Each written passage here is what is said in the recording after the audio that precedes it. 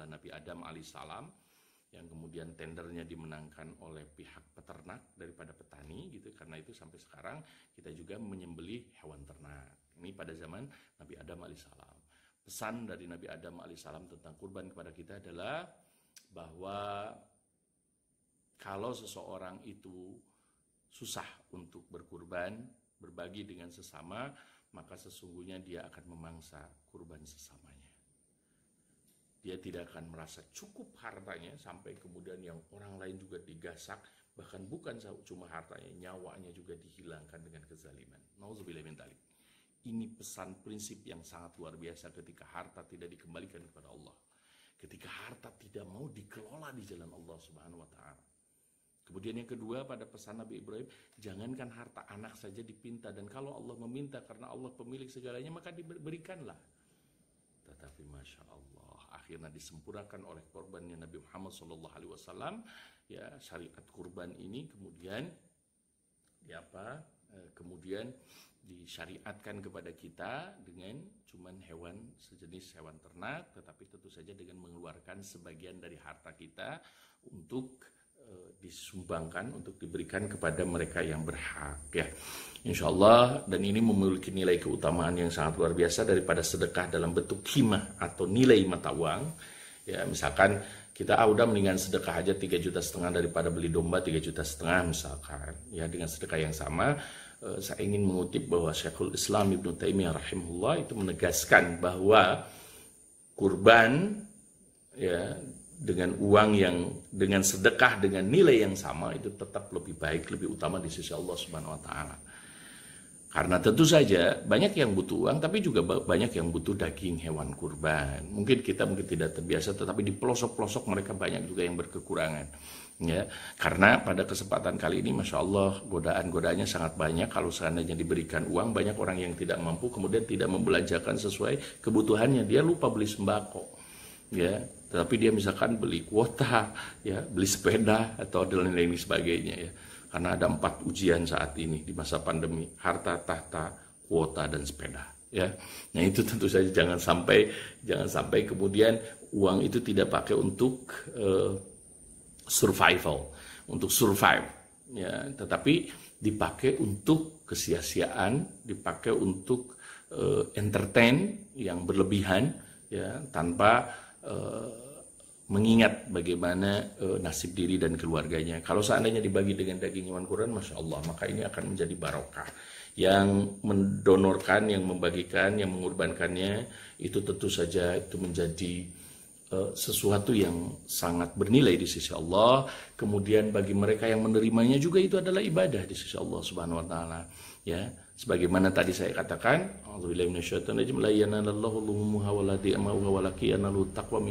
tidak akan pernah sampai darah dan dagingnya yang akan sampai kepada Allah itu adalah apa? Karena dagingnya itu dibagikan dan dimakan bersama.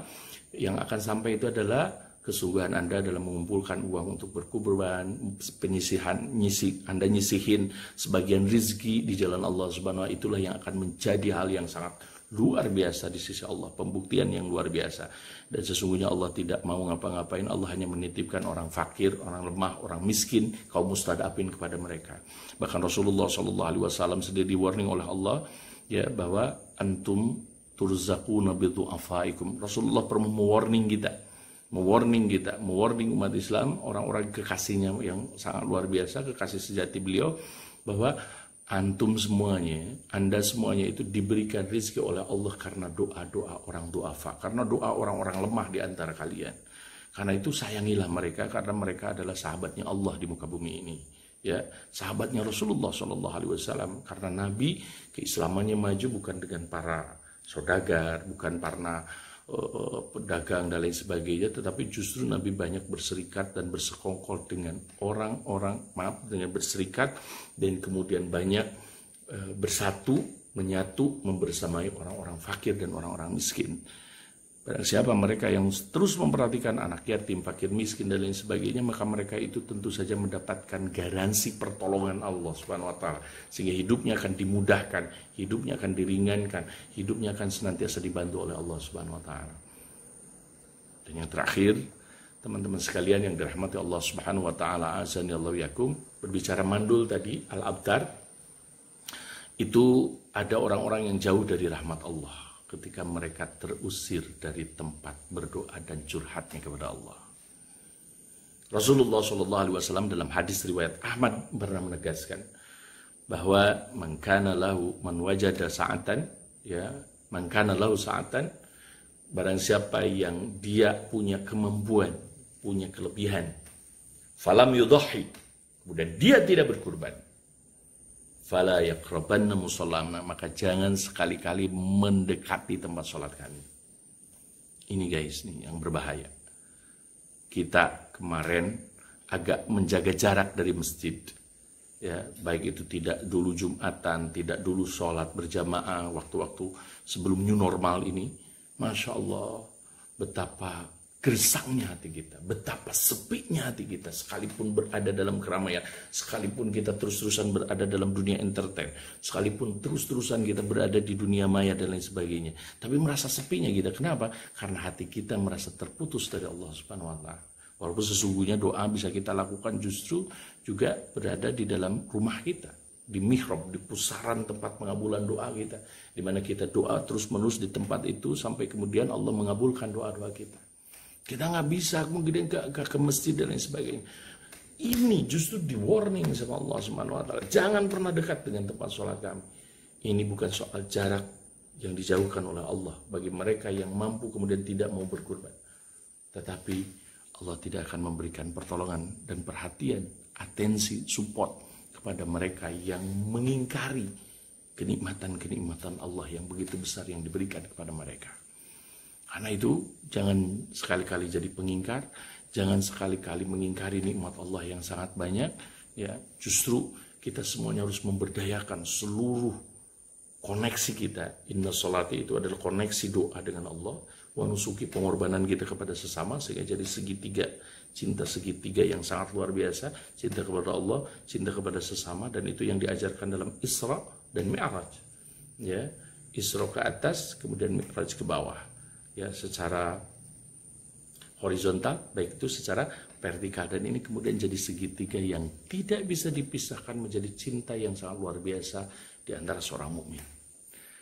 Teman-teman sekalian yang dirahmati Allah Subhanahu wa Ta'ala, azani Allah yakum, marilah kita berlomba-lomba memantaskan diri di hadapan Allah sebagai orang yang terbaik, bahwa kita menginginkan best word dari Allah sebagai orang yang musinin, sebagai orang yang berderma, yang berbuat baik, sebagai muqarrabin, orang yang dekat dengan Allah Subhanahu wa Ta'ala. Dan ini sesuai dengan makna bahasa secara filosofis dari makna kurban. Kalau koruba itu dekat, tapi kalau korroba yukorribu kurbanan, itu ada upaya mendekatkan diri semakin dekat dengan Allah Subhanahu wa Ta'ala. Gak ada jarak, gak ingin seseorang mukmin itu gak ada jarak dengan Allah Subhanahu wa Ta'ala. Dia akan menggunakan seluruh potensinya, seluruh semangatnya, seluruh kesungguhannya hanya untuk Allah Subhanahu wa Ta'ala. Dan tentu saja pembuktiannya harus dibuktikan, diwujudkan dengan sharing dan caring seseorang dengan sesamanya. Sehingga dia saling memudahkan kehidupan di dunia ini. Di dunia ini adalah dunia dana yadnu, dunuan, ini sesuatu yang sangat dekat. Ada destinasi-destinasi terdekat kita di dunia untuk bisa bahagia. Karena itulah yang kita pinta, Rabbana atina fid dunya hasanah. Bahwa sungguhnya ya Allah berikan kepada kami kenikmatan dan kebahagiaan di dunia, jangan kau haramkan. Ya, jangan kau haramkan kekayaan, jangan kau haramkan rezeki yang datang kepadamu, jangan kau haramkan skill yang ada padamu, kemampuan itu semuanya gunakan untuk menghasilkan bekal, ya, dan kemudian keluarkan di jalan Allah Subhanahu wa Ta'ala. Ya, bukan hanya di Baitul Mal, tapi juga di Baitul Mal. Dan ini adalah investasi yang sangat luar biasa di sisi Allah untuk bekal al-akhirah. Dia adalah kampung yang terakhir untuk destinasi kita. Saya, Anda, semuanya. Mari kita lakukan itu semua. Ya, bahkan ada puisi cinta yang disyairkan oleh seorang kekasih yang sangat merindukan kehadiran kekasihnya ataupun merindukan pertemuan dengan seorang kekasih. Gunung akan kudaki, samudra akan kuseberangi, ya, lautan juga akan kuarungi. Tetapi kalau ada datang hujan rintik-rintik, maaf ya saya gak jadi ke rumahmu karena lagi hujan. Itu sesuatu yang sangat gombal tentunya. Sesuatu yang sangat dusta, tidak bermakna. Ya, seperti halnya seorang, saya mencintai Allah, saya meyakini adanya Allah, saya menginginkan pertolongan Allah, tetapi wasilahnya tidak dilakukan dengan baik. Ingat teman-teman sekalian yang dirahmati Allah Subhanahu wa taala, azanillahu yakum, Imam Syafi'i rahimahullah pernah menegaskan kepada kita bahwa anta tarjun najata wa lam tasluk masalikaha fa innas safinata lam tajri alal yabasi. Anta tarjun najata, engkau mengharapkan kesuksesan datang kepadamu, kejayaan, keberhasilan begitu menghampirimu dengan mudah. Anta tarjun najata walam tasluk masalikalah, tetapi engkau tidak membuktikan kesungguhannya, tidak membuktikan ikhtiarnya, tidak menjalani wasilahnya, tidak menjalani kesungguhan dan ikhtiarnya. Artinya usahanya tidak ada yang kau lakukan, maka fa innas safinata lam tajri alal yabasi. Sesungguhnya kapal, layar dan perahu itu tidak akan pernah berlayar di daratan. Teman-teman sekalian yang dirahmati Allah Subhanahu wa taala, azanillahu yakum, sekalipun dia adalah kapal pesiar yang mewah, tapi kalau ada di daratan, maka tidak akan menjadi kemuliaan dan tidak akan pernah bisa bergerak sedikit pun. Inilah iman yang mendustakan Allah dan Rasulnya.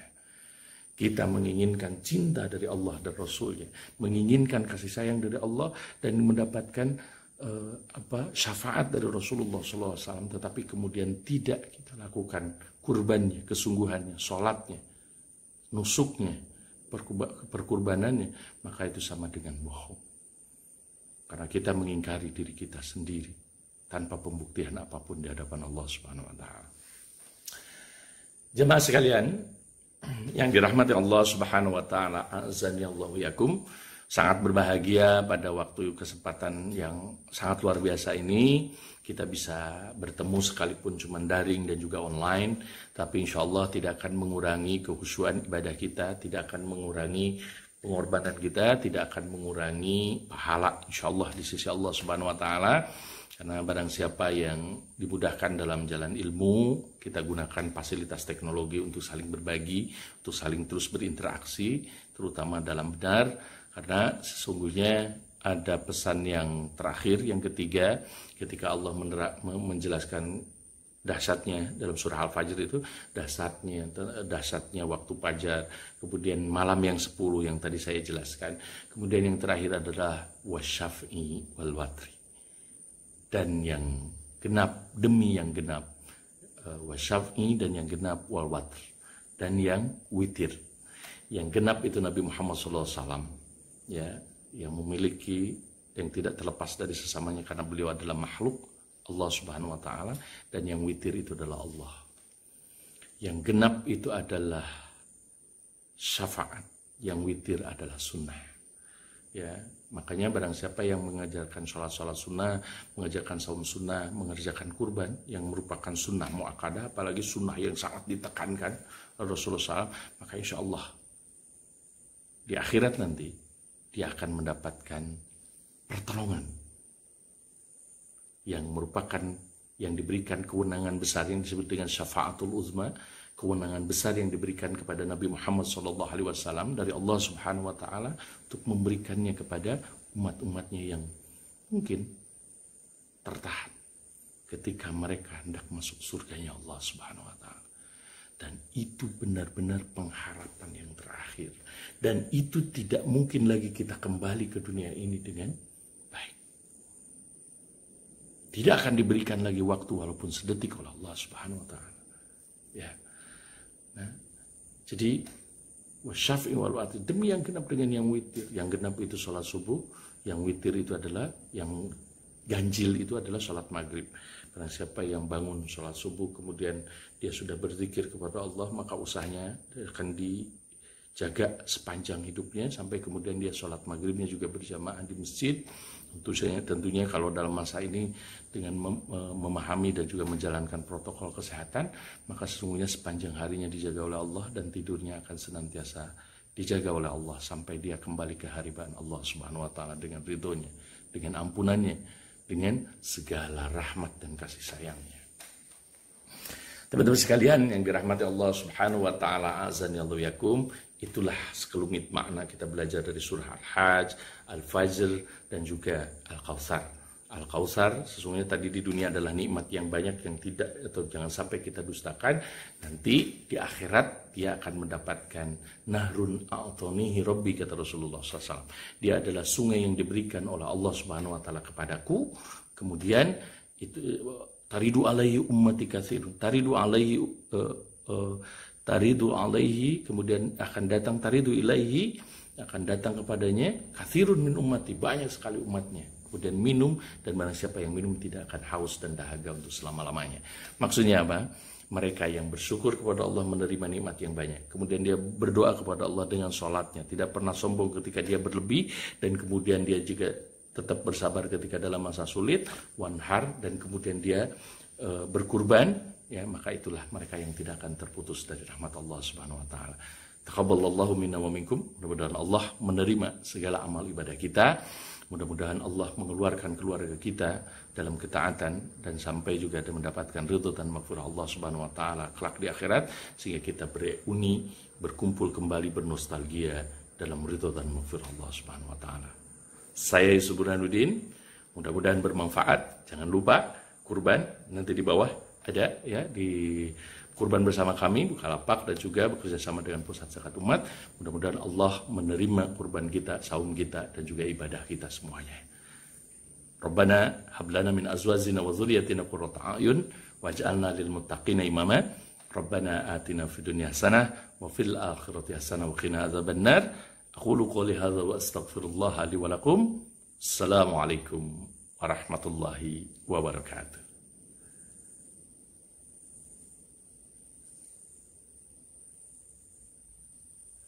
Bukalapak Parada Obrol Mall emang bikin pengen. Ada 1000 brand resmi yang ngasih diskon mulai 30%. Serba di bawah 100 ribuan. Dan super ongkir 0 rupiah. Berlaku sampai 19 Juli 2020. Bukalapak Parada Obrol Mall emang bikin pengen. Ada 1000 brand resmi yang ngasih diskon mulai 30%. Serba di bawah 100 ribuan. Dan super ongkir 0 rupiah. Berlaku sampai 19 Juli 2020. Bukalapak Parada Obrol Mall emang bikin pengen. Ada 1000 brand resmi yang ngasih diskon mulai 30%. Serba di bawah 100 ribuan. Dan super ongkir 0 rupiah. Berlaku sampai 19 Juli 2020. Bukalapak Parada Obrol Mall.